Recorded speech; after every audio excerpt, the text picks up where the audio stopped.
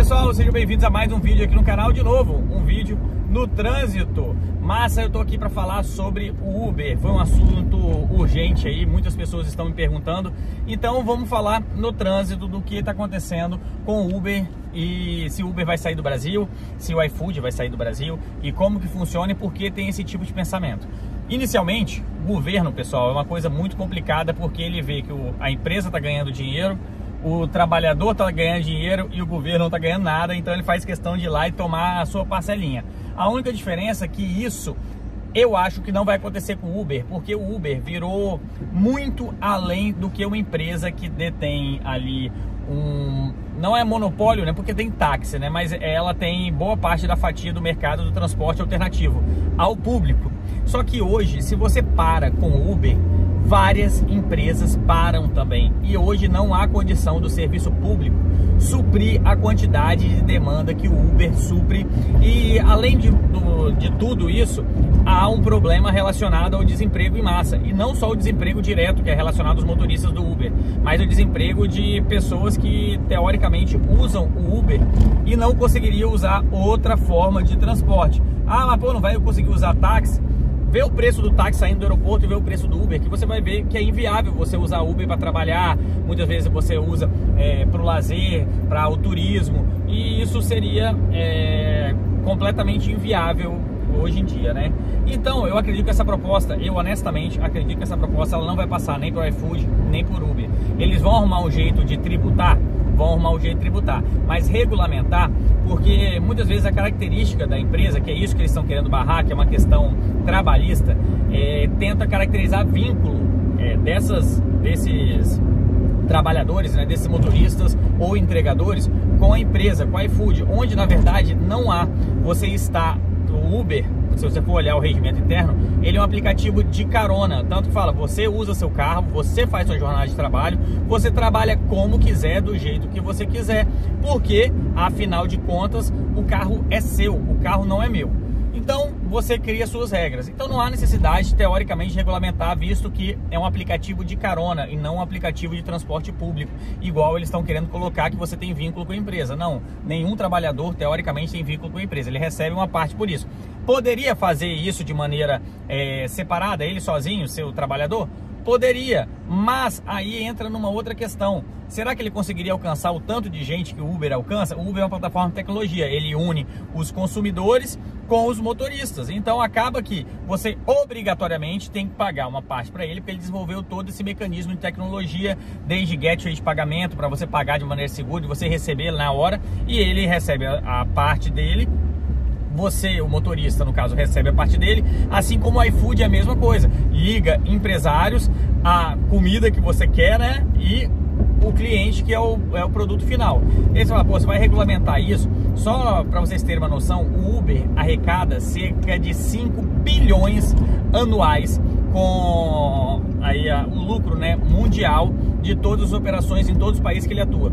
Você sabe quanto que custaria para o Uber adequar toda essa característica que o Brasil está pedindo hoje?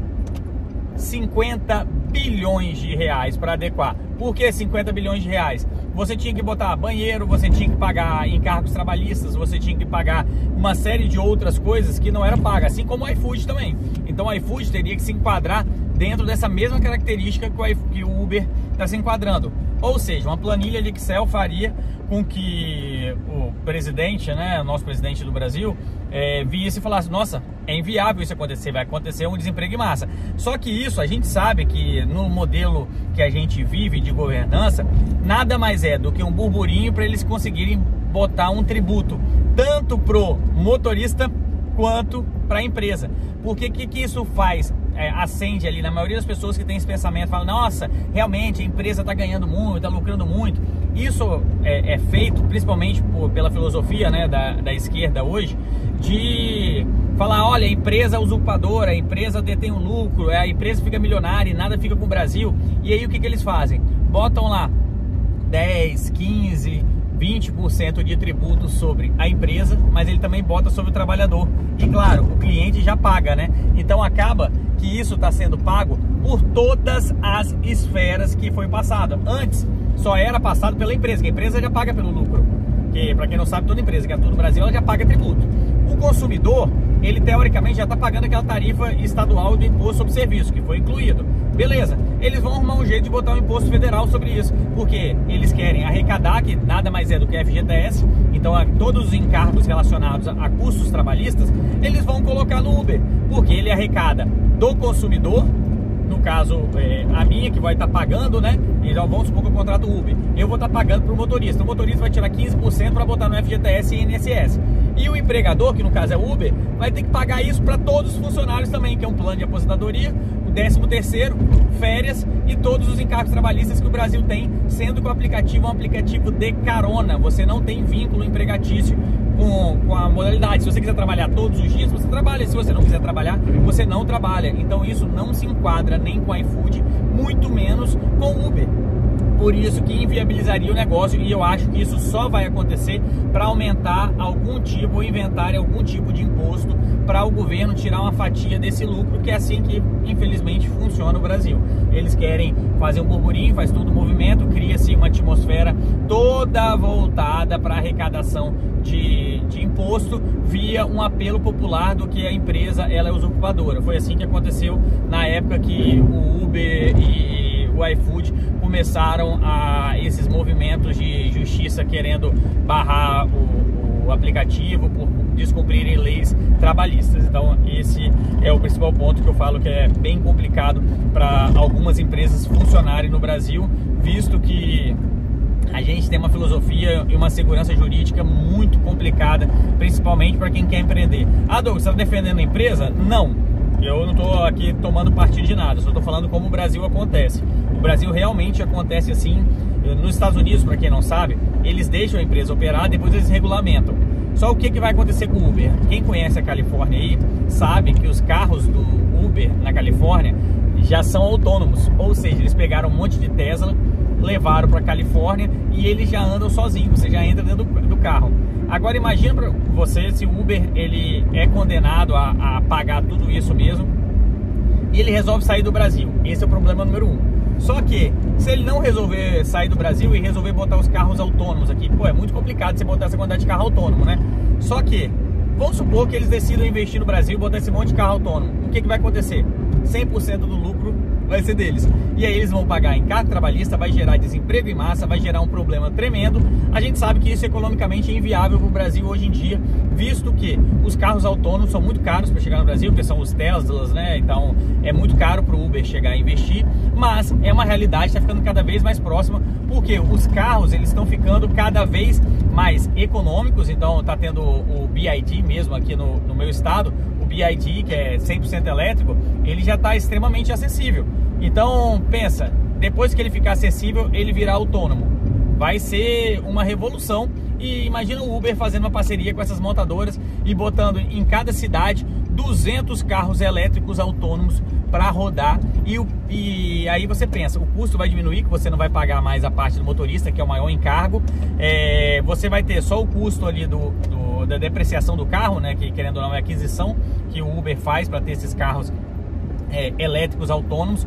Ou pior, um cara pode chegar e começar a importar esses carros e emprestar eles para o Uber, e toda a manutenção ser feita através dessa característica aí de negócio, que é o que? Pega o carro, compra o carro e empresta para o Uber. Eu, por exemplo, vou comprar 200 Teslas, emprestar para o Uber por 10 anos e faço um contrato de locação que vai sair mais barato do que ele contratar ou ele pagar para o motorista que faz a corrida dele aí determinado período. Porque, querendo ou não, ele não vai estar mais pagando uma fatia muito grande, ele vai estar pagando menos, porque ele vai pagando um preço ali referente ao aluguel do veículo e não o pagamento de uma pessoa que vai estar rodando, e muitas vezes até parando de trabalhar, né? Que vai parar com 10 horas, com 12 horas, com, sei lá, 15 horas de trabalho. A máquina não, né? A máquina vai trabalhar aproximadamente com aí 20 horas, dependendo da carga da bateria do carro. Então tem esse ponto também que muitas pessoas não levam em consideração, que eu particularmente acho o ponto mais preocupante dessas tecnologias, porque elas realmente vão tirar emprego. E eu acho, no final das contas, isso bom, que o ser humano não foi feito para fazer tarefa repetitiva. A gente vai ter que se adaptar, assim como qualquer outra revolução, né? Na época da criação da geladeira, ou a gente estuda isso muito em economia, né? Porque a Argentina era a maior economia do mundo. Mas por que a Argentina é a maior economia do mundo?